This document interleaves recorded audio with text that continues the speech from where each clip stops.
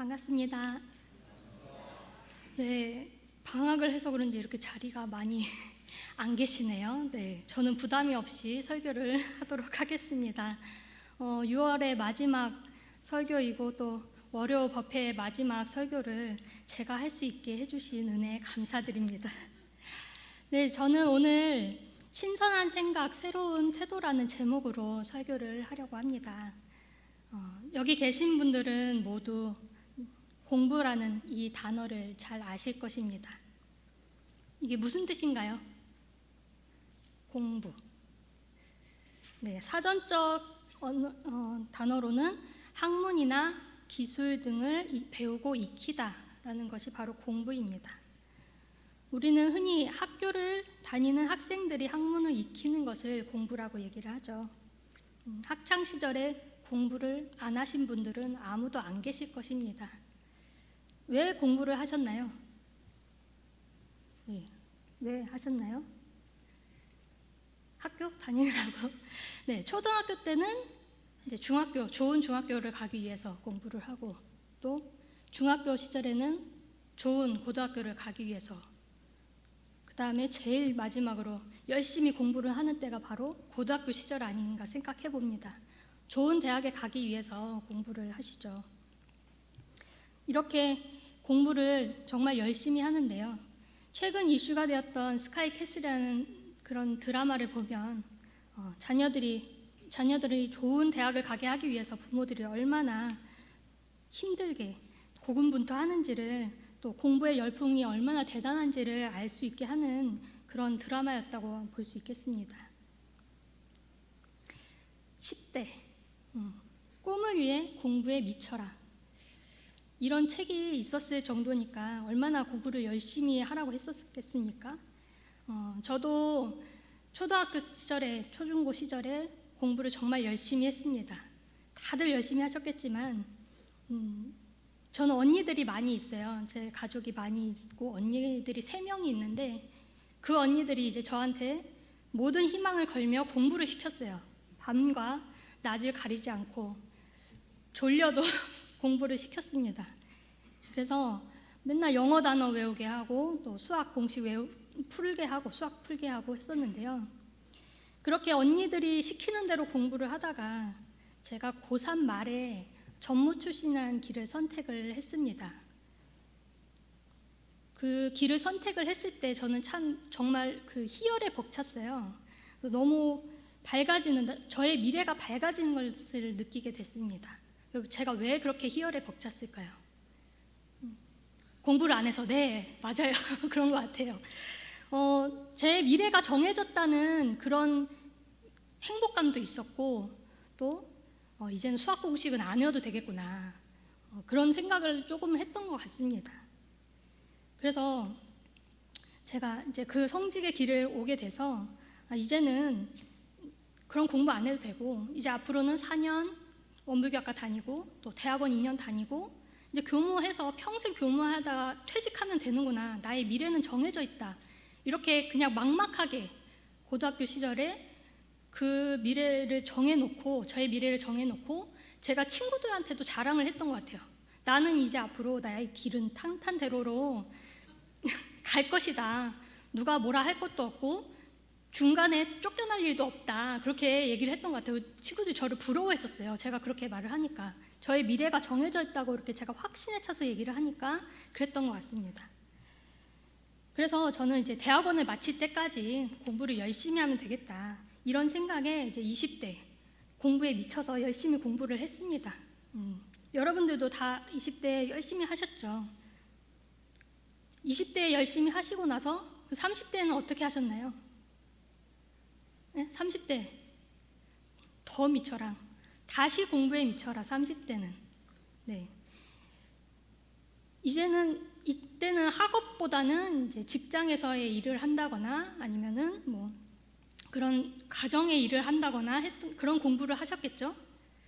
그러다가 40대는 그러면 40대 네. 다시 한번 공부에 미쳐라. 얼마나 공부를 많이 해야 될까요? 그러다가 이제 마지막에 가서는 공부하다 죽어라. 네, 이런 책까지 나오게 됐습니다. 공부가 인생에 있어서 얼마나 중요한가라는 것을 알려주는 책들이 아닌가 생각을 해봅니다. 또 공부에 관련된 책은 아주 수많은 책들이 많이 있죠. 이런 책 제목들을 보신 분들이 많이 계실 것 같아요. 저도 30대 초반에 이 책들을 봤었는데 그때는 이제 저도 웃으면서 보긴 했지만 그 생각을 했습니다. 아니 무슨 공부를 저렇게 계속 하라고 하고 또 죽을 때까지 공부를 하라고 하는가. 그런데 이제 여기 계신 분들은 다 아실 것 같아요.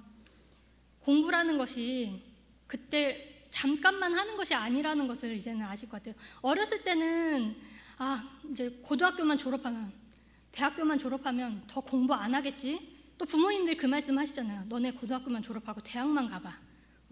너 하고 싶은 대로 마음껏 할 수 있어. 이렇게 얘기를 많이 들으셨기도 하고 하셨을 것 같아요. 제가 이제 공부를, 그래서 저는 대학원 시절에 했던 공부를 가지고 이제 교무로 나와서 그것을 풀었으면서 살면 된다라고 생각을 했었습니다. 그런데 이제 그게 저의 오산이었죠. 제가 요즘 들어서 하는 공부가 있어서 자꾸 이렇게 공부 얘기를 말씀을 드린 것 같아요. 저는 어떤 공부를 새롭게 하고 있을까요? 네, 바로 마음 공부입니다. 네. 마음 공부 당연히 해야 되는 거 아니야, 교무로서? 이제 대종사님께서 요은품에서 이렇게 말씀을 하셨죠. 마음 공부는 모든 공부의 근본이 되나니라 라고 얘기했었는데요. 아니, 교무가 당연히 마음 공부하고 살아야지. 그렇게 생각을 하실 것 같아요. 저도 제가 마음 공부 잘하고 산다고 생각을 했어요. 그래서 이제 제 나름대로 마음을 잘 쓰고 산다 생각을 했는데 이번 학기에 이제 제가 새로운 친구들을 만나면서 또 다시 새로운 마음 공부를 한 기회가 있었습니다. 그래서 오늘 어떻게 제가 마음 공부를 했는지 말씀을 드리기 위해서 이렇게 공부 얘기를 계속했습니다. 첫 번째는 제가 신선한 생각을 가지고 공부를 한 것에 대해서 말씀을 드리겠습니다. 신선하다는 것은 새롭고 산뜻하다라는 뜻이잖아요. 저의 마음 공부를 해준 것은 이제 신선한 생각을 해준 학생들 덕분이었습니다. 이번 학기에 명상실을 제가 창의 공과대로 옮기고서 거기서 이제 심심풀이 M3 인성교육을 학생들에게 시켰는데요. 그 학생들이 너무나도 인성교육을 잘 따라왔고 열심히 함께 즐겁게 한 학기를 보냈습니다.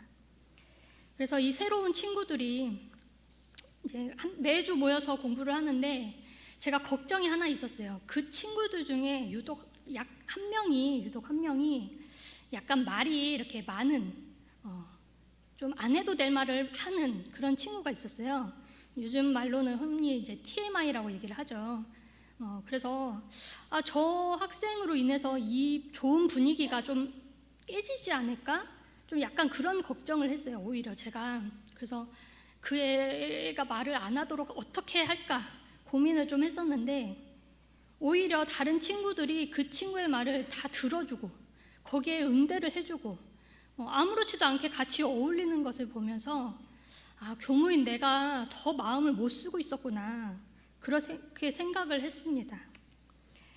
정산 종사님께서 은기편 8장에 나이만 먹고 백발만 난다고 어른이 아니라 남을 잘 용납하고 덕을 입히는 것이 어른이니 남을 용납하고 덕을 입히는 이는 곧 연령이 적어도 성년이요 남의 용납만 받고 덕을 입기만 하는 이는 언제나 미성년이라 라고 말씀하셨는데 제가 어른이 아니었던 것이었습니다.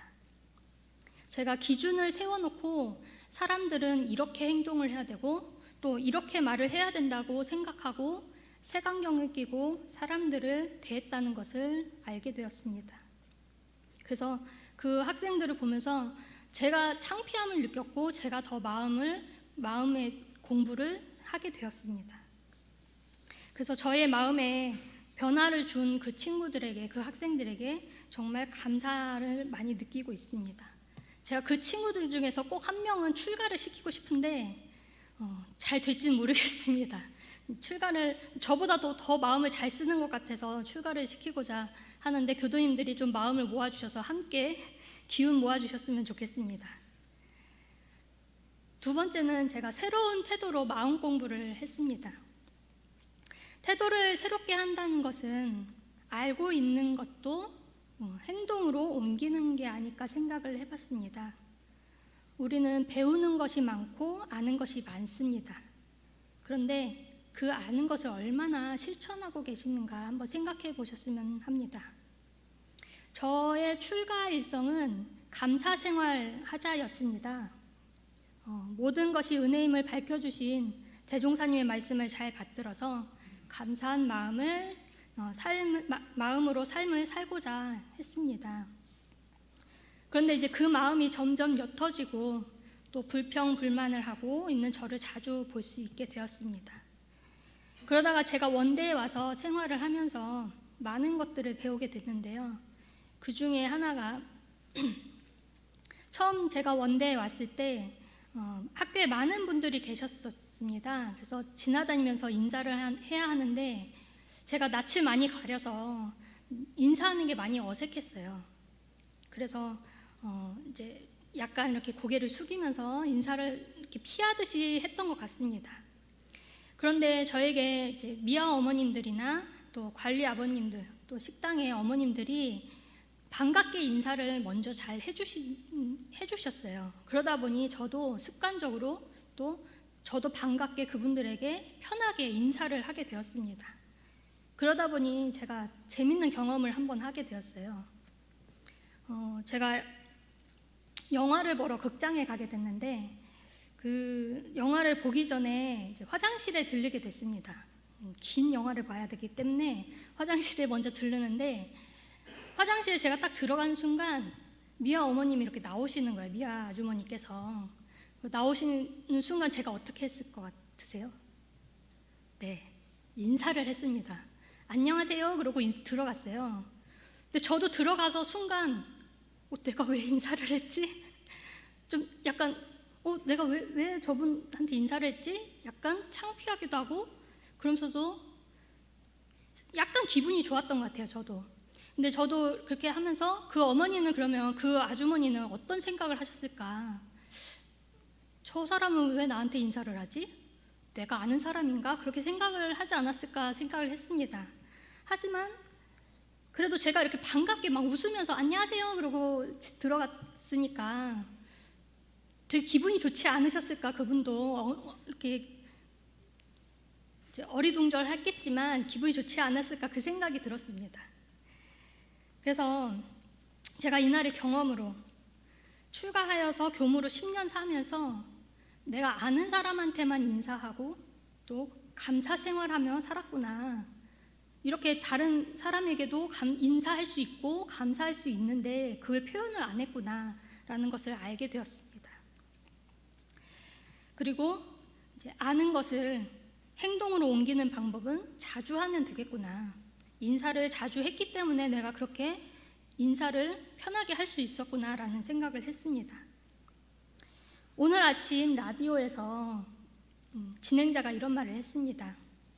무언가를 바꾸고 싶다면 불평, 불만을 하지 말고 나의 태도를 바꿔라. 나는 내 가족을 사랑하는데 왜 내 가족들은 나한테 이렇게 하지? 라고 생각하고 있지 않으신가? 또 나의 동료들은 왜 이러지? 라고 하고 생각하고 있지 않으신가? 상대방이 내 마음을 알겠지 생각하지 마시고 먼저 마음을 표현을 해보시기 바랍니다. 자, 옆에 분들께 인사 한번 해보세요.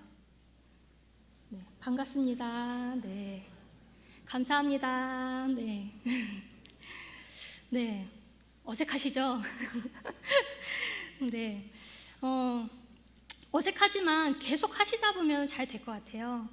이렇게 저희 법당은 들어오시면 너무 조용히 들어오셔서 이렇게 선을 하시려고 조용히 들어오시는 것 같은데 서로 인사하시면서 서로 잘 몰라도 반갑게 인사하시면서 들어오시면 참 좋을 것 같습니다.